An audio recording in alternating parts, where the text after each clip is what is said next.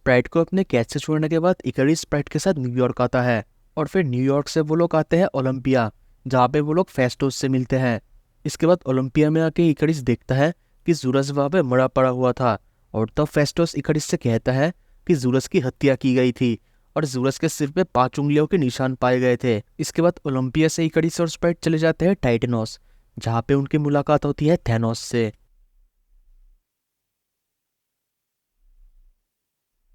इकरिस और स्प्राइट के सामने थैनोस खड़ा होता है, थैनोस जिसने आधे यूनिवर्स को चुटकियों से मिटा दिया था। और तब थैनोस को देखते हुए इकरिस की आंखें चमकने लगती है और वो हंसने लगता है। इसके बाद इकरिस अचानक से थैनोस के ऊपर अटैक कर देता है और तब थैनोस जमीन पे उठ खड़ा होता है और फिर वो इकरिस का सिर पकड़ के उसको जमीन पे बहुत जोर से पटकता है।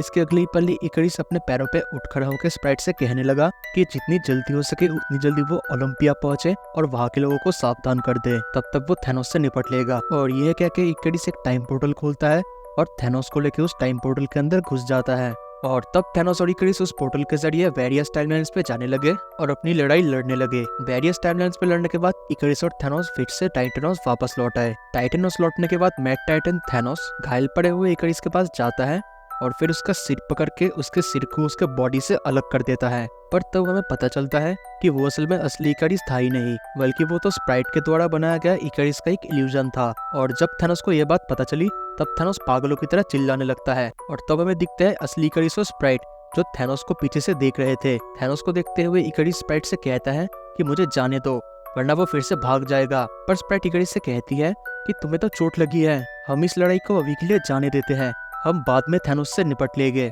पर इकरिस थैनोस से लड़ना चाहता था, पर स्प्राइट इकरिस को जैसे तैसे समझा के वहां से ले जाती है। आखिरकार इकरिस और स्प्राइट को उस कातिल के बारे में पता चला और साथ ही साथ उन लोगों को एक ऐसे लड़के के बारे में पता चला जो मुसीबत में है। ये पहली बार नहीं है जब इकरिस ने टाइम और स्पेस क्राफ्ट से कोई बात पता लगाई है, क्योंकि एक बार इकरिस कुछ कॉम्प्लिकेटेड रीजंस की वजह से टाइटेनोस पे सफर करते वक्त एक टाइम डिस्टॉर्शन से गुजरा था। उस वक्त उसको एक कोस्ट लाइन और एक बच्चा दिखा था और उसके साथ ही साथ उसको एक मॉन्स्टर भी दिखा था।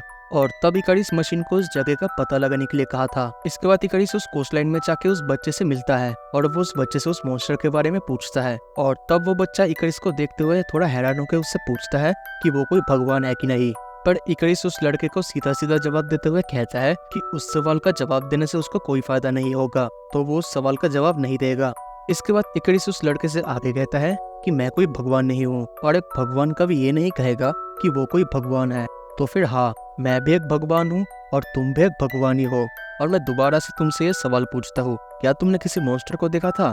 तब वो लड़का कहता है कि हाँ मैंने देखा था, मेरे साथ चलो। और ये कह के वो इकरिस को एक जगह पे ले जाता है जहाँ पे एक बहुत बड़ा सा स्क्विड पड़ा हुआ था। उस स्क्विड को देखते हुए इकरिस कहता है कि ये कोई मॉन्स्टर नहीं है, ये बस एक स्क्विड है जो मर चुका है। पर वो लड़का कहता है कि इसकी आंखें फूट चुकी है, जो बहुत खतरनाक है। मेरे हिसाब से तो ये एक मॉन्स्टर है, पर अगर ये तुम्हारे लिए कोई मॉन्स्टर नहीं है तो मैंने कुछ भी नहीं देखा।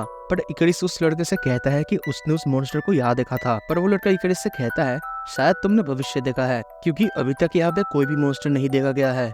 जब तक वो मॉन्स्टर ना आए तब तक क्या तुम यहाँ पे रुकोगे? पर इकरिस उस लड़के से कहता है मेरे पास दूसरे काम भी है जो मुझे करने हैं, क्या तुम मेरी मदद करोगे? जब कभी भी तुम्हें कोई मॉन्स्टर दिखे तो तुम आग जला देना, हमारे पास एक बहुत कमाल का मशीन है, वो आग वो मशीन देख लेगा और इससे हमें पता चलेगा कि यहाँ पे कोई मॉन्स्टर आया था। और तब वो लड़का इकरिस की बात मान जाता है और तब इकरिस वहां से चला जाता है। और तब उस लड़के को पता चला कि इस दुनिया में कितनी अनोखी चीजें मौजूद है। कई हफ्ते बीत गए पर उसके बावजूद भी वो मॉन्स्टर नहीं दिखा। कई साल बीत चुके थे और उस लड़के ने अपना घर बसा लिया था, पर तब भी उसको कोई मॉन्स्टर नहीं दिखा। पर सबसे बड़ी बात तो ये थी कि उसने अपने जिम्मेदारी से मुंह नहीं मोड़ा था। दिन बीतते गए और वो लड़का बूढ़ा हो गया और ऐसे करते करते वो मर गया। फिर भी उसने अपनी जिम्मेदारियों से मुंह नहीं फेरा था। उसने अपनी जिंदगी में कभी वो मॉन्स्टर नहीं देखा था और साथ ही साथ उस भगवान से भी उसकी कभी मुलाकात नहीं हुई जिससे वो मिला था। इसके बाद हम देखते हैं उसके फैमिली के लोग उसके बॉडी को क्रीमेट कर रहे थे और तब आखिरकार वो भगवान लौट आया। इतने सालों बाद सच्चाई सामने आई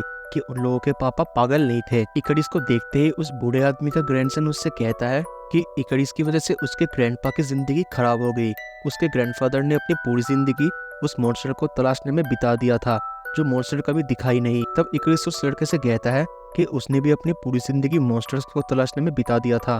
और तब इकरिस उन लोगों से माफी मांगता है इन सब के लिए। और इकरिस ये भी कहता है कि वो अपनी गलती समझ नहीं पाया था, जो कुछ भी हुआ था वो सब इकरिस ने अपनी आंखों से देखा था।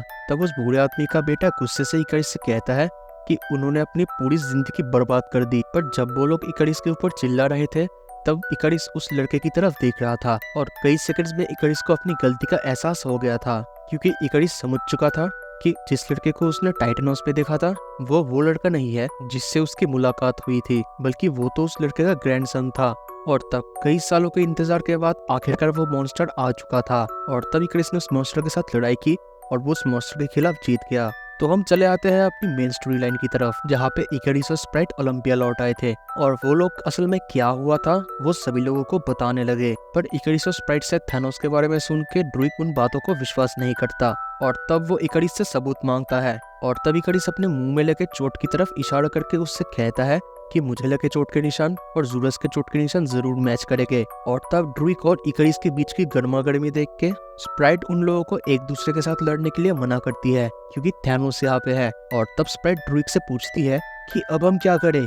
तब ड्रूइग कहता है कि हम जूरस का इंतजार करेंगे क्योंकि वो थोड़ी देर में ही जिंदा होने वाला है और जब वो वापस लौट आएगा तब वो इस चीज का फैसला करेगा। पर तब इकरिस कहता है कि थैनोस को मारने का हमारे पास एक मौका है, हम उसे ऐसे जाने नहीं दे सकते। पर तब ड्रूइग इकरिस से कहता है कि तुम्हें क्या लगता है जब सभी लोग जिंदा रहेंगे तब क्या थैनोस भागने की कोशिश करेगा। और ये वो पल था जब इकरिस को लगा कि ड्रूइग सही कह रहा है और तब इकरिस कहता है कि हमें जूरस के लौटने तक खुद को तैयार कर लेना चाहिए। पर तभी वहाँ पे फेस्टोस आ जाता है और सभी लोग उसे कहता है कि जूरस नहीं लौटने वाला। तब फेस्टोस आगे कहता है कि उसने एक्सक्लूजन के वार्डन से कांटेक्ट किया था और उन लोगों से रिजरेक्शन का अपडेट मांगा था, पर उसको कोई भी जवाब नहीं मिला। और जब वो वहाँ पे गया था तब वो देखता है उन वार्डन्स को किसी ने मार डाला था, रिजरेक्शन मशीन खराब हो चुका है, तो उस वजह से अब जो मरेगा वो कभी जिंदा नहीं हो पाएगा, रिजरेक्शन मशीन खराब हो चुका है। और इस बात को सुनकर सभी लोग चौंक जाते हैं और तब स्प्राइट कहती है कि अब हम क्या करें।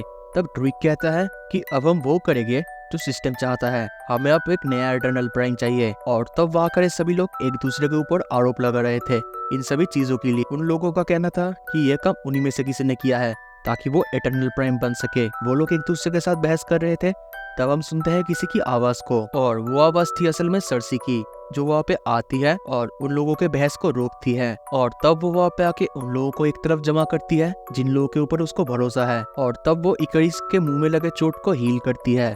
पर अब भी सवाल ये था कि अब हम क्या करें। सर्सी जब इकरिस को हील कर रही थी तब स्प्राइट कहती है कि हमें इंसानों को बताना चाहिए थैनोस के बारे में। तब स्प्राइट की बात सुनकर सर्सी भी कहती है कि हाँ, हमें टोनी और उसके दोस्तों को इस बारे में बताना चाहिए कि थैनोस धरती पे लौट आया है। पर तब फेस्टोस कहता है कि थैनोस हमारी समस्या नहीं है, अगर मशीन ठीक नहीं हुई तो धरती कुछ ही हफ्तों में तबाह हो जाएगी या फिर वो इंसानों के रहने के लायक नहीं बचेगी, क्योंकि मशीन धरती के बायोस्फीयर के साथ जुड़ी हुई है और अगर मशीन को कोई नुकसान पहुंचा तो उसका प्रभाव धरती के इकोसिस्टम के ऊपर पड़ेगा। और तभी हम देखते हैं वहाँ पे किंगो आ जाता है। सर्सी ने उसको यहाँ पे बुलाया था क्योंकि इस वक्त वो लोग जिस हालत से गुजर रहे हैं उस हालत में उन लोगों के पास जितनी ज्यादा मदद होगी उतना ज्यादा ही अच्छा होगा। और तब एक दूसरे के साथ बात करके वो लोग इस कंक्लूजन पे पहुंचे कि उन लोगों के बीच एक बहरूपिया है और तब उन लोगों ने फैसला किया कि वो उस बहरूपिया को ढूंढ लेंगे और वो लोग मशीन को भी ठीक करने का कोई रास्ता ढूंढ लेंगे।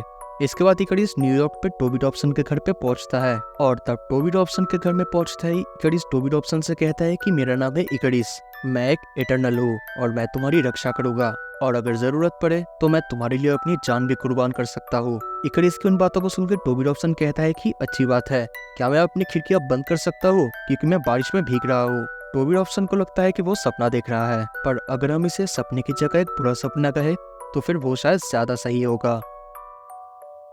सो गाइस, ये था आज का वीडियो। अगर आप लोगों को वीडियो पसंद आए तो वीडियो को लाइक कर देना। जजमेंट डे आ रहा है और इस रोड टू जजमेंट डे के साथ जुड़े रहने के लिए और मार्वल के दूसरे एक्साइटिंग कॉमिक्स को सुनने के लिए मेरे चैनल कॉमिक कंट्री को सब्सक्राइब करना।